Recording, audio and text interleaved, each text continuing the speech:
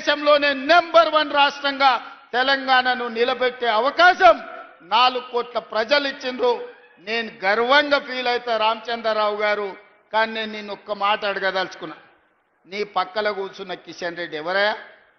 ఎందుకు కేసీఆర్ని కాపాడుతున్నాడే? కాళేశ్వరం అవినీతిలో 48 గంటల్లో అరెస్టు చేస్తామన్న కిషన్ రెడ్డి కేసీఆర్ని ఎందుకు కాపాడుతున్నాడే? ఇవాళ కిషన్ రెడ్డి కాదు, కిషన్ రెడ్డి కల్వకుంట్ల కిషన్ రావుగా మారిండు. ఆ సంగతి నీకు తెలుసా రామచంద్రరావు గారు?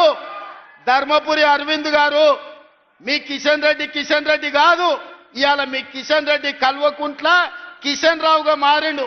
కేసీఆర్ కో కొడుకున్నాడు, కేసీఆర్ కో పుత్రుడు ఉన్నాడు, దొంగ పుత్రుడు కేటీఆర్.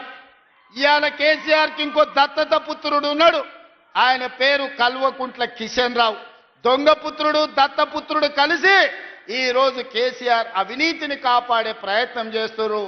మొట్టమొదట రామచంద్రరావు గారు కిషన్ రెడ్డి గారిని జనజీవన స్రవంతిలోకి తీసుకురా.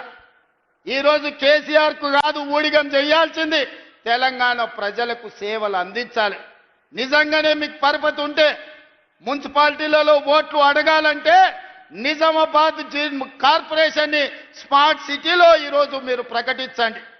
హైదరాబాద్ నగరంలో మూసీ నిర్మాణం, అహ్మదాబాద్లో మీరు నర్మదా నది రివర్ ఫ్రంట్ కట్టుకుంటారు, ఢిల్లీలో యమునా నది కట్టుకుంటారు, ఉత్తరప్రదేశ్లో గంగా నది కట్టుకుంటారు. మా హైదరాబాద్కు మాత్రం మూసీ నది ప్రక్షాళన జరగొద్దా? మోడీ నిధులు ఇయ్యడా? మోడీకి ఓట్లు ఇయ్యలేదా? బీజేపీకి 8 సీట్లు ఇవ్వలేదా? తెలంగాణ నుంచి 8 మంది ఎంపీలను ఇస్తే 2 మంత్రులను చేసినామంటుండు, కానీ ₹1 కూడా తెలంగాణకి ఇవ్వలేదు. ఇది దుర్మార్గం కాదా అని నేను బీజేపీ నాయకులను నేను అడుగుతున్నా. అందుకే మీకు ఓటు అడిగే హక్కు లేదు. తెలంగాణ ప్రజలు బీజేపీని బొందబెట్టాలి. బీజేపీ బీఆర్ఎస్ వేరు వేరు కాదు, వీళ్ళిద్దరిది ఫెవికల్ బంధం. వీణ వాణి అని 2 తలకాయలు కలిసి బాడీ వేరుంటుంది, ఆడపిల్లలు ఉన్నారు. బీజేపీ బీఆర్ఎస్ బంధం కూడా విడదీయరాని ఫెవికల్ బంధం. ఇవాళ బీజేపీ కేసిన బీఆర్ఎస్ కేసిన ఒక్కటే, ఆ ఓట్లు తీసుకెళ్లి మూసీ నదిలో వేసినట్టే. ఎందుకంటే ఇవాళ ప్రభుత్వం అనేది ఉన్నది, 2 ఏళ్లే మనం పూర్తి చేసుకున్నది.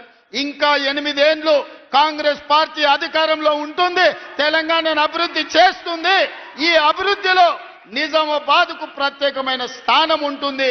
నిజామాబాద్ నుంచే ఈ తెలంగాణ అభివృద్ధికి పునాదులు వేస్తాం. నిజామాబాద్కి ఎయిర్పోర్టును తీసుకొచ్చే బాధ్యత మా ప్రభుత్వం తీసుకుంటుంది.